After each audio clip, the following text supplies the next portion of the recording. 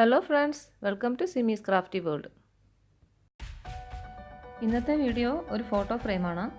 കേരളപ്പിറവിയോടനുബന്ധിച്ച് നടന്ന 1 minute photography കോൺടെസ്റ്റിന് വേണ്ടി ഞാനുണ്ടാക്കിയ ഒരു ഫോട്ടോ ഫ്രെയിമാണ് ഇന്നത്തെ വീഡിയോയിലൂടെ നിങ്ങളെ കാണിക്കുന്നത്. ഞാനിവിടെ കാർഡ്ബോർഡിൻ്റെ 12 പീസസ് എടുത്തിട്ടുണ്ട്. ഓരോ സൈഡും 3 കാർഡ്ബോർഡ് പീസസ് ചേർത്ത് ഒട്ടിക്കാം. അങ്ങനെ 4 സൈഡും ചേർത്ത് 12 പീസസ് കാർഡ്ബോർഡാണ് ഞാനിവിടെ എടുത്തേക്കുന്നത്. ഇതുപോലെ 3 കാർഡ്ബോർഡും ചേർത്ത് ഒട്ടിക്കാം. ഫ്രണ്ട് സൈഡിലും ബാക്ക് സൈഡിലും സെല്ലോ ടേപ്പ് ഒട്ടിക്കേണ്ടതുണ്ട്. നീളമുള്ള കാർഡ്ബോർഡ് ഉണ്ടെങ്കിൽ അതായിരിക്കും നല്ലത്. 4 സൈഡിലേക്കും ആവശ്യമായ കാർഡ്ബോർഡ് പീസസ് 3 ചെറിയ പീസസ് ചേർത്ത് ഒട്ടിച്ച് ഞാൻ റെഡിയാക്കി എടുത്തിട്ടുണ്ട്. അടുത്തതായി നമുക്കിത് 4 സൈഡും യോജിപ്പിച്ച് ഫോട്ടോ ഫ്രെയിമിൻ്റെ രൂപത്തിലാക്കിയെടുക്കാം.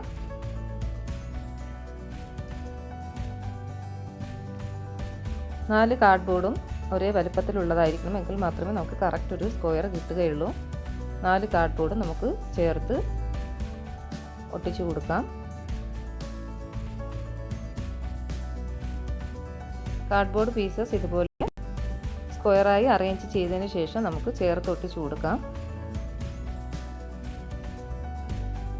മാക്സിമം കട്ടിയുള്ള കാർഡ്ബോർഡ് സെലക്ട് ചെയ്യുക. എൻ്റെ കയ്യിലുള്ളത് അധികം കട്ടിയില്ലാത്ത കാർഡ്ബോർഡാണ്.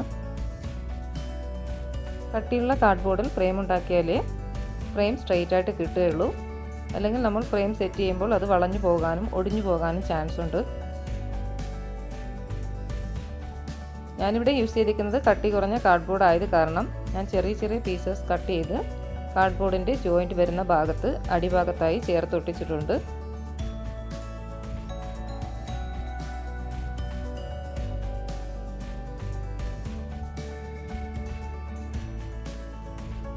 അടുത്തതായി ന്യൂസ് പേപ്പർ ഉപയോഗിച്ച് കാർഡ്ബോർഡ് മുഴുവനായി കവർ ചെയ്തെടുക്കാം. കാർഡ്ബോർഡിൻ്റെ തിക്നെസ് അനുസരിച്ച് ന്യൂസ് പേപ്പർ നമുക്ക് കൂട്ടുകയോ കുറയ്ക്കുകയോ ചെയ്യാം. എല്ലാ ഭാഗവും കവർ ചെയ്ത് വരത്തക്ക രീതിയിൽ വേണം ഒട്ടിച്ചെടുക്കേണ്ടത്. ന്യൂസ് പേപ്പർ ഉപയോഗിച്ച് ഫ്രെയിം കവർ ചെയ്തതിന് ശേഷം അതിന് മുകളിലായി ഞാനിവിടെ ഒരു വാൾപേപ്പർ സെലക്ട് ചെയ്തിട്ടുണ്ട്. ഇതുപയോഗിച്ച് ഫ്രെയിം നമുക്ക് മുഴുവനായി കവർ ചെയ്തെടുക്കാം. ഞാനിവിടെ ഫ്രെയിം ഏകദേശം കവർ ചെയ്തിട്ടുണ്ട്. ബാക്കി വരുന്ന ഭാഗം കൂടി കംപ്ലീറ്റ് ചെയ്തതിന് ശേഷം നമുക്ക് അടുത്ത പ്രോസസ്സിലേക്ക് കടക്കാം. ഫ്രെയിം ഡെക്കറേറ്റ് ചെയ്യുന്നതിനായി ഞാനിവിടെ കുറച്ച് ആർട്ടിഫിഷ്യൽ ഫ്ലവേഴ്സ് എടുത്തിട്ടുണ്ട്. കുറച്ച് ആർട്ടിഫിഷ്യൽ ലീവ്സും എടുത്തിട്ടുണ്ട്. ഇതുകൂടാതെ ക്രെപ്പ് പേപ്പറിൽ ഞാൻ തന്നെ ഉണ്ടാക്കിയ ഫ്ലവറും എടുത്തിട്ടുണ്ട്. ഇതിൻ്റെ വീഡിയോ ഞാനിവിടെ ഓൾറെഡി അപ്ലോഡ് ചെയ്തിട്ടുണ്ട്. ഇതിൻ്റെ ലിങ്ക് ഞാൻ ഡിസ്ക്രിപ്ഷൻ ബോക്സിൽ ആഡ് ചെയ്തിട്ടുണ്ട്. ആവശ്യമുള്ളവർക്ക് കാണാവുന്നതാണ്.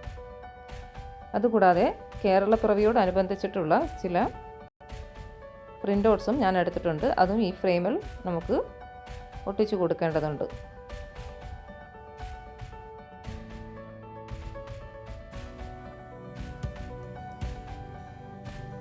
വള്ളംകളിയുടെ ഒരു ഫോട്ടോ ഞാനിവിടെ ഫ്രെയിമിൻ്റെ താഴ്ഭാഗത്ത് മിഡിലായി ഒട്ടിച്ചു കൊടുത്തിട്ടുണ്ട്. ഞങ്ങളുടെ ടീമിൻ്റെ പേര് മഴവില്ല് എന്നാണ്. അതുകൊണ്ട് തന്നെ മഴവില്ലിൻ്റെ ഒരു ഫോട്ടോയും മഴവില്ല് എന്നെഴുതിയ ഒരു പ്രിൻ്റ് ഔട്ടും ഞാൻ എടുത്തിട്ടുണ്ട്. അത് ഫ്രെയിമിന് മുകളിലായിട്ട് ഒട്ടിച്ചു കൊടുക്കാം.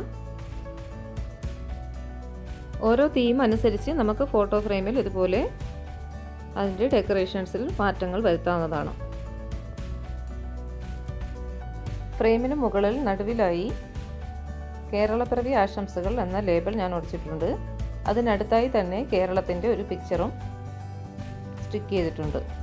അടുത്തതായി നമുക്ക് ഫ്ലവർ അറേഞ്ച് ചെയ്യാം. ഫ്രെയിമിൻ്റെ കോർണറിലായി 3 കളറിലുള്ള ഫ്ലവറും ഞാൻ ഒട്ടിച്ചു കൊടുക്കുന്നുണ്ട്. അതിൻ്റെ കൂടെ തന്നെ ഒരു ആർട്ടിഫിഷ്യൽ പ്ലാന്റും ചേർത്ത് ഒട്ടിക്കുന്നുണ്ട്. വള്ളംകളിയുടെ ഫോട്ടോ ഒട്ടിച്ചതിനടുത്തായി 4 ഫ്ലവർ ഇതുപോലെ ഒട്ടിച്ചു കൊടുക്കുന്നുണ്ട്. ഇതൊക്കെ നമ്മുടെ ഓരോരുത്തരുടെയും ഇഷ്ടമനുസരിച്ച് ഡെക്കറേറ്റ് ചെയ്യാവുന്നതാണ്. ഈ സൈഡിലും അതുപോലെ 4 ഫ്ലവർ സ്റ്റിക്ക് ചെയ്ത് കൊടുക്കുന്നുണ്ട്.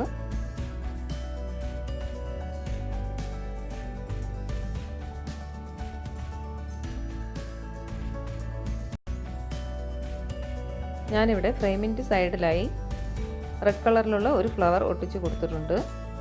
ഫ്ലവർ ഒട്ടിക്കുമ്പോൾ എപ്പോഴും പെറ്റൽസ് അഡ്ജസ്റ്റ് ചെയ്തതിന് ശേഷം സ്റ്റിക്ക് ചെയ്യാം.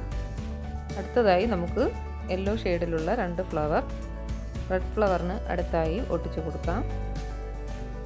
ലൈറ്റ് ഷെയ്ഡും ഡാർക്ക് ഷെയ്ഡും ഒരുമിച്ച് സ്റ്റിക്ക് ചെയ്യുമ്പോൾ ഒരു പ്രത്യേക ഒരു അട്രാക്ഷനാണ്.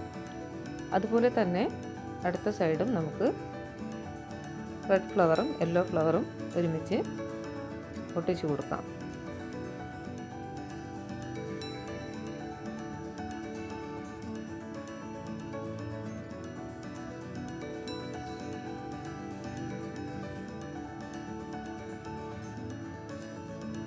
ഫോട്ടോ ഫ്രെയിം ഇവിടെ ഫിനിഷായി കഴിഞ്ഞു. എല്ലാവർക്കും വീഡിയോ ഇഷ്ടമായെന്ന് കരുതുന്നു. അപ്പോൾ ഇനി ഫംഗ്ഷനൊക്കെ വരുമ്പോൾ നിങ്ങളിതുപോലെ ട്രൈ ചെയ്ത് നോക്കുക. വീഡിയോ ഇഷ്ടമായെങ്കിൽ എല്ലാവരും ലൈക്ക് ചെയ്യുക. നിങ്ങളുടെ ഓരോരുത്തരുടെയും സജഷൻസ് കമൻറ്റിലൂടെ അറിയിക്കുക. വീഡിയോ ആദ്യമായി കാണുന്നവരാണെങ്കിൽ സബ്സ്ക്രൈബ് ചെയ്യുക.